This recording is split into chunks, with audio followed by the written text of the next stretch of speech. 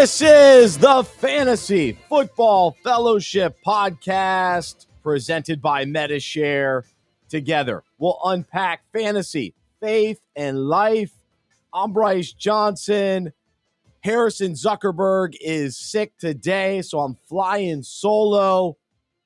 But I'm your fantasy coach, here to encourage you and help you win while also finding meaning and purpose throughout the fantasy season. I won't always be right, but I hope I'll be convincing.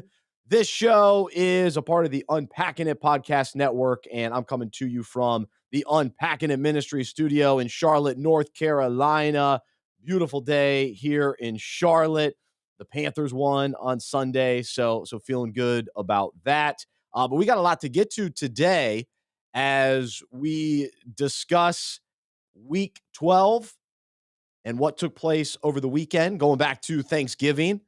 And now we turn our attention to Week 13 and the playoffs around the corner for many leagues. And I'm going to tell you about one of our unique leagues that we've got going on, that the playoffs actually begin this week. So I think you'll be intrigued by how that's turning out. But we are brought to you by Sugar Creek Coffee, and we're so excited to be able to partner with them. What's so cool is Sugar Creek Coffee, they don't roast until you actually place an order. So you can be assured the freshest roasted coffee is being delivered to your door. And so we're excited to team up with them, and we encourage you to go to sugarcreekcoffee.com. Use the promo code UNPACK. So sugarcreekcoffee.com. Use the promo code UNPACK. You'll save some money. And also, you'll support Unpacking It and the Fantasy Football Fellowship Podcast. And so, Sugar Creek Coffee, they've got a passion for coffee, a love for people. It's handcrafted, small batch, artisan roasted. So we appreciate them. We're also brought to you by Medi-Share. If you're looking for an affordable, reliable healthcare option that you can trust, check out Medi-Share today, medishare.com/unpacking it. All right, we'll get to some accountability in a little bit. We'll do today's breakout, which is about the players that we're glad got away. The ones that we thought we wanted, the ones we thought we missed out on, but now 12 weeks later, we're glad they got away. So we'll discuss that and have a little fun with that topic, but also take a look at how it relates to the Bible and our own lives. And as always, encourage you to check out fantasyfootballfellowship.com for all of our content on there. But let's begin with some fantasy shenanigans as we take a look at kind of our own situations or what was crazy about the fantasy weekend. And I'll start with Monday Night Football, because going into last night, I don't know about you, but it was just one of those games where it's hard to figure out either one of these teams. Jeff Saturday's the head coach on one end. You got Kenny Pickett, a rookie quarterback. What do we expect from him? And Pickett ended up playing pretty well. Actually got Deontay Johnson involved, which he's sort of been quiet this year and not living up to really what he's done the last couple of years. But he had a nice game. Pickens was involved. And for me, I went into that game needing a big performance from Jonathan Taylor, Michael Pittman, and Pat Freiermuth. And if those three guys sort of exceeded expectations a little bit, I could have won. Unfortunately, they did not. And so I fell short. It was a disappointing. I'll talk about a couple other reasons why that was the case. But what was so frustrating about last night's game was Jonathan Taylor was at the 1 yard line, and Matt Ryan couldn't hand the ball off to him, or Jonathan Taylor couldn't grab the ball from him. I don't know who to blame. I find myself blaming Matt Ryan a lot for the problems with the Colts. I mean, it's like, how unathletic is he where he can't dive on the ball and hang on to it? And so after it was fumbled. So that was a huge missed opportunity. So I was very disappointed by that. But at least Jonathan Taylor has come around and is looking like a top running back again. So that's a positive thing. But the Colts, they're not really heading in the right direction. Matt Ryan continues to be a problem for them. They finally did get Michael Pittman more involved. He caught some really tough passes. So there is some hope there. And maybe they continue to try to, build some momentum toward the end of the season, but it also makes me nervous. At some point, they're going to be officially eliminated. And then what does that mean for Jonathan Taylor or Michael Pittman? Where you kind of want to, all right, we'll shut those guys down. That's always my big concern this time of year in fantasy. Which veteran players get shut down early, or, you know, they get a hangnail and they're out. It's like, let's shut these guys down. We're already seeing a little bit of that. We'll talk about Aaron Rodgers coming up, but the Colts are kind of in that boat where, hey, maybe we got to see some young players. We'll see. So, but anyway, I fell short there. And then the other big crazy thing, how about Travis Etienne gets hurt for Jacksonville? Jacksonville has this unbelievable performance. Trevor Lawrence plays great. Travis Etienne, though, goes down early. And of course, we had him in our starting lineup. And then he's actually healthy enough to return. He gets cleared to return, and Jacksonville doesn't play him. On one end, I appreciate when coaches want to protect their players, get them back healthy. We don't want to force it, and then it ends up being worse. So it looks like he'll be back out there this coming weekend against Detroit, which is nice. But I could have used ETN over the weekend. So that was a letdown for sure. And then, of course, I ended up playing Jimmy G over Trevor Lawrence. This is against the Ravens. I watched the Ravens the week before shut down the Panthers offense, but that was because Baker Mayfield was out there, because Trevor Lawrence found a way to get Zay Jones involved, Christian Kirk involved. Jermichael Hasty had an unbelievable game, catching passes out of the backfield. And Trevor Lawrence, to me, that was a turning point for him. And maybe even from a fantasy perspective, hopefully. I mean, he's put up some nice games this year, but this might be that turning point where the confidence, things are really clicking with him and Doug Peterson. I saw an article where Peterson sort of had to build Trevor Lawrence from the ground up and kind of restart based on whatever shenanigans took place last year with Urban Meyer. So that's exciting for Jacksonville. They're one of those teams that I love down the stretch.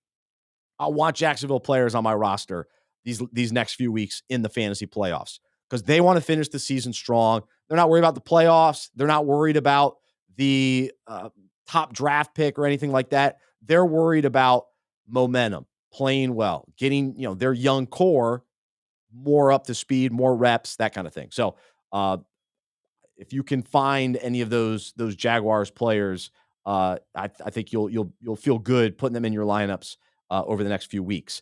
And then one other shenanigan from the weekend. How about Josh Jacobs? All week long, we thought he was questionable. And I was going up against him thinking, oh, okay, he's going to be out this week. This could be nice. I like the sounds of that. He not only plays, he rushes 33 times, 229 yards, 2 touchdowns, 6 catches, 74 yards. And of course, one of those touchdowns was the game winner in overtime. And that essentially beat me in fantasy. And so he ends up scoring 50 points. 50 points for Josh Jacobs. He's had a good season. He's had some nice games throughout. But this is the Raiders. We wrote them off. We're done with the Raiders, yet they win the game. And Carr actually plays well. Josh Jacobs plays well. So that was an impressive performance for him. Speaking of Derek Carr, believe it or not, I pulled off a trade at the trade deadline. This was Wednesday night, the night before Thanksgiving, which I can't believe that I had this as the trade deadline. But it was pushing, I think, like 11 o'clock, 10 o'clock anyway. And I pulled off a trade in the Unpacking It League. And I ended up trading Derek Carr, Gabe Davis, and Jamison Williams from Detroit, who's sitting on my IR spot, for Zay Jones, Jacoby Myers, and Tua Tagovailoa. And guess what? Derek Carr outplayed Tua. So I make this big trade. My goal was to get a quarterback and really upgrade, and Tua is playing as well as anybody. But Tua and the Dolphins, they get up so big against Houston. We'll shut them down. We'll sit Tua, and they actually let Houston kind of come back in that game. But Tua only threw one touchdown, and under 300 yards. So not a great performance, but I'm still good with this trade, especially with how Zay Jones played. But then of course Jacoby Myers gets injured. So anyway, it's kind of an interesting trade. But I'm hoping Tua down the stretch has these big 3, 4, 5 touchdown games, which he's capable of with Tyreek Hill and Jalen Waddle. So I will admit, I was not on the Tua bandwagon heading into the season. I avoided the Dolphins players. I didn't feel good about them, but they're the real deal. This offense is absolutely legit, as we like to say on this show. And so I'm glad to have Tua. Now I've got him in 2 leagues at the moment, which is great. All right, let's jump into a little accountability this week where we confess and admit where we got things wrong in our lineup decisions or free agent waiver wire decisions. And for me, it's unbelievable. It truly is. So I've had DJ Moore all season long. I've held on to him, and I have kept him in the starting lineup the majority of the season, except for 2 weeks, maybe 3, but 2 weeks in particular. I've benched him. Those are his best games of the year. You can't make this up. I mean, it's so random when he's going to have a big game, and because multiple quarterbacks have been playing in Carolina, it's a absolute carousel. And who would have thought, Sam Darnold comes in and plays well enough. They finally get DJ Moore involved, and there you go. So I had him on my bench. I started Darius Slayton over him. Slayton had a night. It was fine, 9 points, but the Giants actually got cut short. He almost had that big play on Thanksgiving into the end zone, but it was ended up at the 1 or 2 yard line. So that was disappointing. And then the other thing I've got to be held accountable for, I've been clearly out on the Rams. Done with the Rams. They're a dumpster fire. It's like we've never seen before following a Super Bowl win, and things are continuing to get worse. However, last week on the waiver wire, I saw Cam Akers sitting there in one of my big leagues, and it's a 14-team league, so rarely do you find talented players on the waiver wire this time of year. At least Cam Akers in the past has shown glimpses of having talent. And so I'm sitting there going, all right, I got to make a move. I got to shake things up. I got to add some depth to my team. And so Cam Akers, all right, the Rams just released Darrell Henderson. Maybe they want to get Akers more involved. But I also knew Kieran Williams was this rookie the rookie running back they want to get more involved. And I knew that was a scenario. So I'm weighing this back and forth, but I ended up putting a huge waiver wire, I think $50 or so of waiver wire dollars on Cam Akers. And then he sort of laid an egg, of course, against the Chiefs. So I swung and missed. It was a little bit of a Hail Mary throw. End of the season, got to try to get, you're looking for running backs. You're trying to get healthy running backs at this point of the season, especially when you go to the waiver wire. So that was unfortunate. So on that roster for me, Khalil Herbert injured, Damian Harris injured. So there's just been some situations. But anyway, I whiffed on Cam Akers, unfortunately. Now let's get to some positive fantasy news from week 12.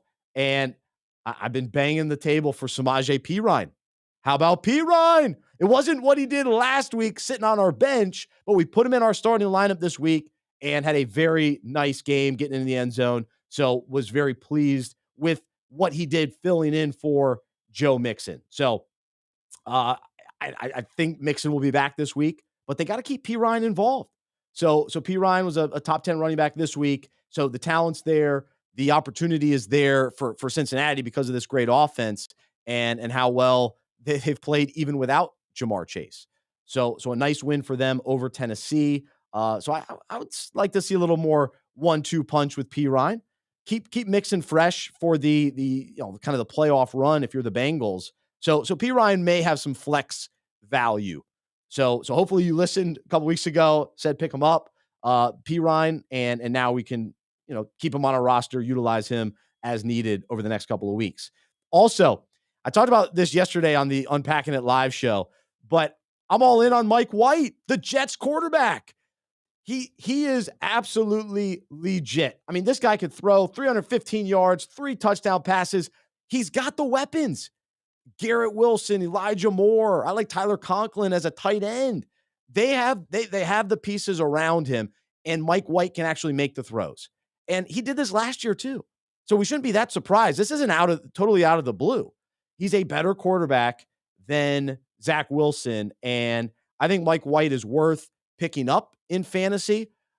before starting him, I'm not sure I would run to start him. Let's see at least another performance before starting him this time of year in fantasy.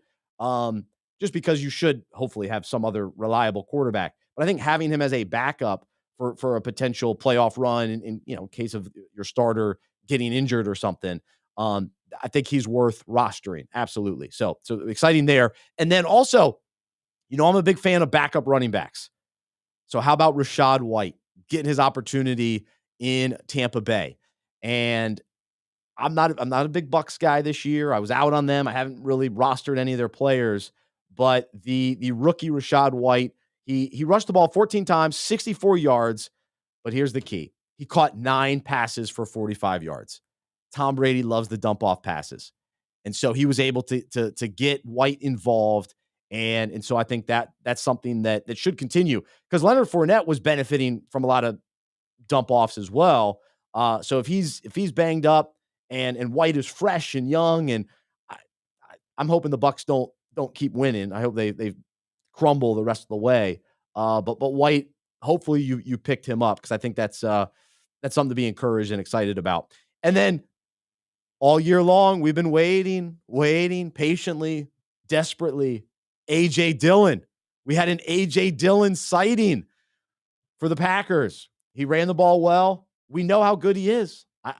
Now, Aaron Jones, of course, is still out there and healthy, and he caught a nice touchdown pass from Aaron Rodgers. But Dillon getting involved. Hopefully they feed him down the stretch, and it is my guess that Aaron Rodgers will be out sooner than later. They're not making the playoffs. They're not going on this great run. I think they've got to convince Rodgers to shut it down. They got to see Love. They got to see Jordan Love. And I think by putting Jordan Love out there, they'll run the ball hopefully even more, and A.J. Dillon will get in there. So A.J. Dillon, he's probably a flex, but with some of the injuries to other running backs, he may be in your lineups. So if you hung on to him, I think we'll finally reap some of the rewards for our patience with A.J. Dillon. So I'm a big fan of his, and glad he got more involved. It's good to see him out there playing well. All right. So there you go. There's some thoughts from week 12. If you have any questions, always love hearing from you. I got a question. Someone asking if they should try to trade Dameon Pierce. Okay. I see. He's saying he should have tried to trade Dameon Pierce, which we talked about, I think, last week. I was really concerned about the Texans down the stretch. They're one of those teams that they're going to be shutting people down. They're not going to be playing real well. They made a change at quarterback. Kyle Allen, not sure he's much better than Davis Mills, but Dameon Pierce has absolutely hit the rookie wall. He's not going to win fantasy leagues this year. He's not the rookie running back that's going to do it. He was awesome early in the season, and so now we're sort of stuck with him. I've got him in one league, and it's questionable to even start him at this point. Back-to-back bad games. Houston is overall a bad offense, and they're not going. They're going straight to the bottom, trying to get that top pick. They're pretty much locked in, but yeah. So that was disappointing. The last couple of weeks. So any other questions you guys may have today? We'll try to get to them throughout. Again, Harrison Zuckerberg out injured today. He's sick, so we got to get him better. Got a cold. All that stuff is going around like crazy. It's nonstop. So I was sick for about a month. But I'm like Michael Jordan. So Harrison, not quite like Michael Jordan. I got to play through it. No, I'm just kidding. I was always like good enough in the morning just to do the show. I made it through the show. But that's now I'm comparing myself to Michael Jordan. What are you doing? Come on. Harrison's not here to defend himself. It's not fair. It's not right. So we'll get him back hopefully next week, healthy and rolling again. All right. So the other thing, as a dad, when you have little daughters that are sick all the time, you have to rally. Otherwise, I'd be out for a month. So Harrison, younger guy, he can. You got to milk it a little bit. You got to get better. All right. Let's jump into this week's breakout topic. And each week on the Fantasy Football Fellowship podcast, we take a fantasy concept related to the Bible, related to our own lives. And today, I want to talk about the player we're glad got away. And we know that before the season starts, we as fantasy owners, we target certain players that we want to draft, and we have our sights on certain guys, and it's kind of known in the fantasy world as my guy, right? You want to have my guy. Oh, he's on the top of my list. I'm going to target him in certain rounds, and we're all excited to get him. Well, what ends up happening when the draft takes place, we miss out. He doesn't land where we thought he was going to be. And maybe, that prized player is one spot, like he gets taken right before us. And so, we're mad at the other fantasy manager. We're like, oh, come on. I was about to take him. Are you serious? I thought he was going to fall to me. And we're so bummed. However, if we fast forward now to week 13, and we look back at some of those players that we really wanted, and that one guy that, man, I wanted him on my roster, we realize, okay, he ended up getting injured. He was not very consistent throughout the season. His NFL team is really terrible, and his production not even close to what we thought it would be. And so then we take a look at that player that we quote unquote settled for, and maybe drafted with the pick following our guy, and so begrudgingly we took that other guy. We're like, man, I really wanted this guy, but I'm settling for this guy. Well, he ends up dominating for us. He's carried our season and played really well and outperformed the guy that we thought we wanted. And so ultimately we're glad that we ended up with who we did, and can't even imagine how disappointing the season would have been if we had gotten that player that we initially wanted. And I'll say a couple guys for me, and I'm curious who that was for you. But I really wanted Javonte Williams, and I did get him in I think one or two leagues, but I wanted him like across the board. And in one draft in particular, he was falling, and then someone snagged him, and I was so bummed. I was like, I really wanted Javonte. Of course, we look at it now. He got injured. The Broncos are terrible, and it's probably best we actually, I think I got Travis Etienne instead. So that overall he's been great this year. So I'm thankful for that.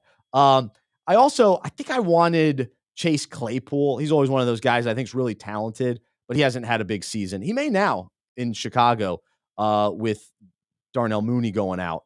But I'd say Claypool was probably one of those guys that I didn't draft at all. And then also James Robinson. I remember after week 1, I think I mentioned it on the show, it was like, I can't believe I didn't take this guy. What an awesome comeback from the Achilles injury. But in reality, that was short-lived. James Robinson didn't have a great season this year. And so ultimately it's fine that I didn't draft him, and I'm better off for it. Actually, I did end up getting him in one league, and I haven't been able to even start him. So he underachieved. Now he's in New York, and they didn't even play him this week. He was inactive for Ty Johnson, which was crazy. So the way that this parallels to our own lives is, just how, a similar scenario when it comes to maybe a job or a promotion that we think we really want, or that girlfriend that we really wanted, or that house that we just had to have. And now when we look back at some of those situations that didn't turn out how we initially wanted, or we thought that they should play out, we're actually glad. We're so thankful that one job didn't work out because of the job that we landed at. And we're thankful for our spouse that who we ended up with versus, the person that we thought we wanted to be with. And so at the time, there is that initial disappointment, and we have this limited view of what's best for us, or what's in store for the future. And so although, at the time, these are challenging situations and unfortunate circumstances where we don't have the results or the outcome that we want in that moment, but when we look back, we can see clearly how everything worked out. And it's a reminder of God's goodness and faithfulness. And you've heard it before, the unanswered prayers. And we look back and we can praise God that he didn't answer them the way that we wanted, the things that we were begging for, the things that we thought, that's really my desire. But God reminds us over and over, no, I got something better. I know what's best for you. I see the whole picture. I see where things are heading, and I'm orchestrating other things so that things will work out better than you can imagine.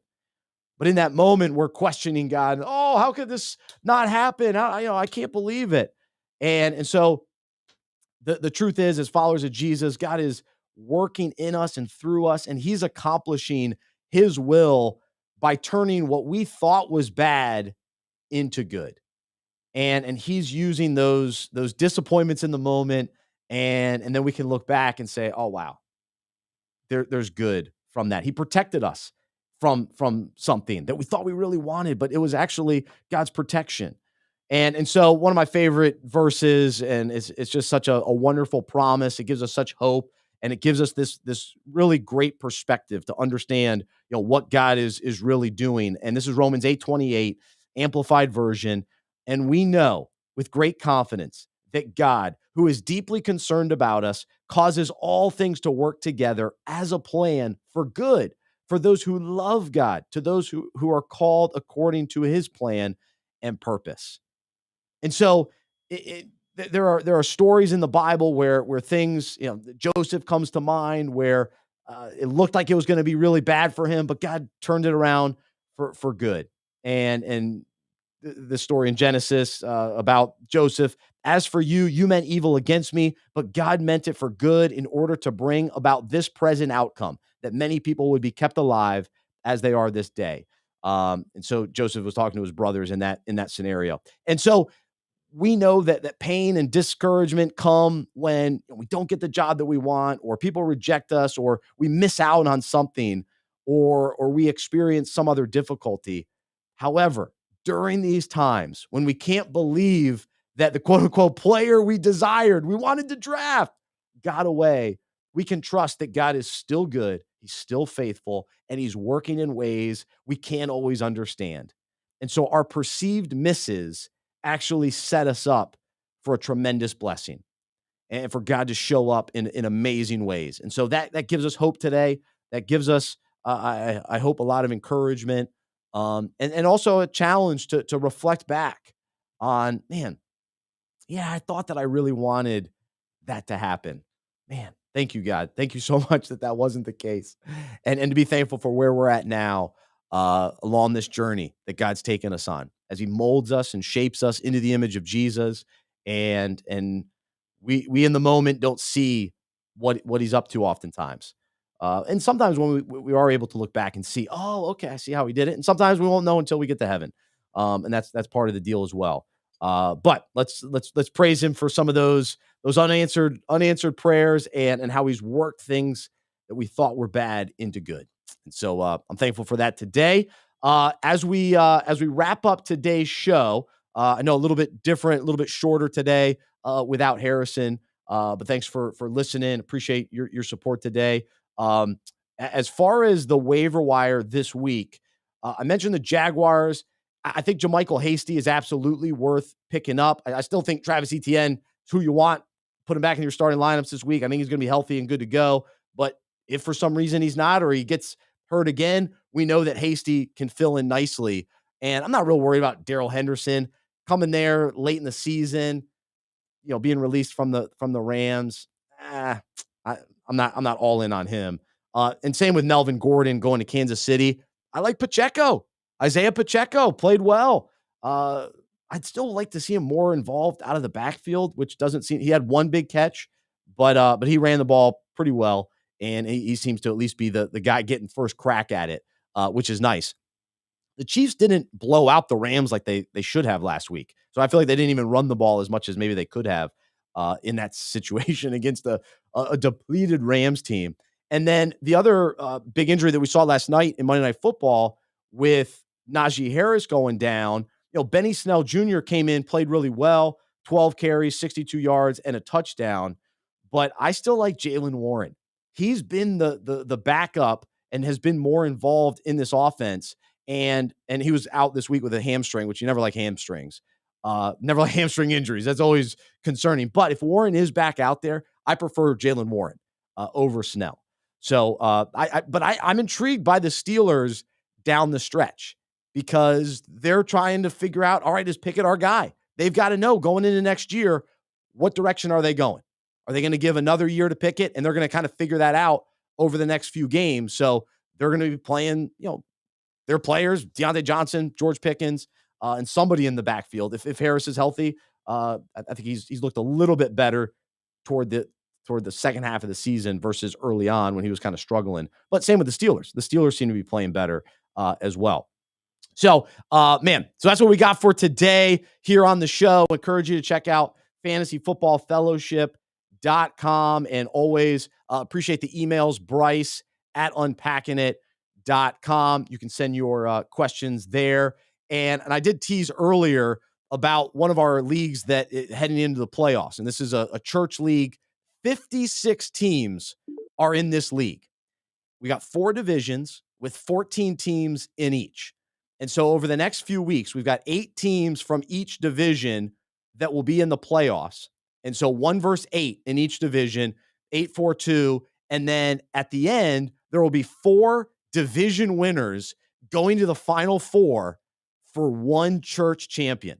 So out of 56 teams, there will be 1 champion from our church. And I think we're going to have a belt for them, which will be cool. So then we'll put them up on stage during the service and honor them as the Fantasy Football Fellowship champion of the church league. So pretty cool, though, that through Fantrax, we were able to have 56 teams, different divisions, and it worked out that way. So if you want to have your church set up something similar next year, it doesn't have to be that many teams, but pretty cool. And we're going to do something similar in the Unpacking It League. We have 3 divisions.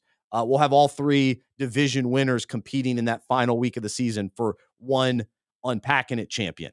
So we're excited about that as well. But thanks so much for listening. I'm Bryce Johnson. I'm a fantasy manager who follows Jesus. I believe in the good news that he died on the cross for my sin. He was resurrected, and through faith, I've been saved by his grace. I hope that is true for you as well, and I hope you'll join me as we live life as fantasy managers who follow Jesus together.